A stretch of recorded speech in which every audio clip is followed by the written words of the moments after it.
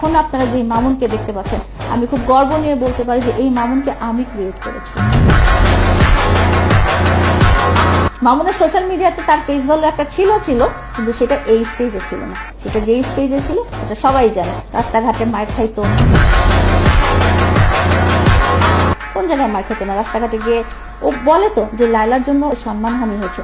ওই সম্মানটা কোথায় ছিল? আমার প্রশ্ন হচ্ছে যে তোমার সম্মানটা কোন দিক দিয়ে ছিল? তুমি নাচো গাও, সেই হিসেবে তোমাকে তো কেউ মিডিয়া কর্মী হিসেবে ধরেই না।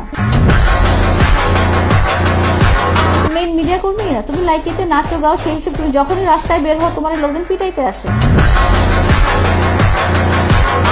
তোমার দেখতে আসে যে তোমার এই অদ্ভুত চুলের কালার, অদ্ভুত ছিঁড়া প্যান্ট, অদ্ভুত স্টাইলিং এর এইসব মানুষের কোন চিড়িয়াখানায় চিড়িয়া দেখতে আসে, সেভাবেও তোমাকে দেখতে আসে।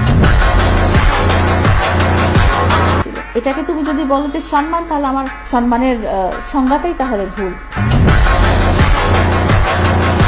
সম্মান চলে যেতে হলে আগে তো সম্মান থাকতে হবে। তোমাকে সামনাসামনি মামুন ভাই একটা সেলফি, ওই বানরের সাথে যে একটা সেলফি তুলে মানুষজন চিড়িয়াখানা তুলেন না আপনারা, ওইটাও কিন্তু তুলে, তাহলে কি বানরের একটা সম্মান হয়ে গেল?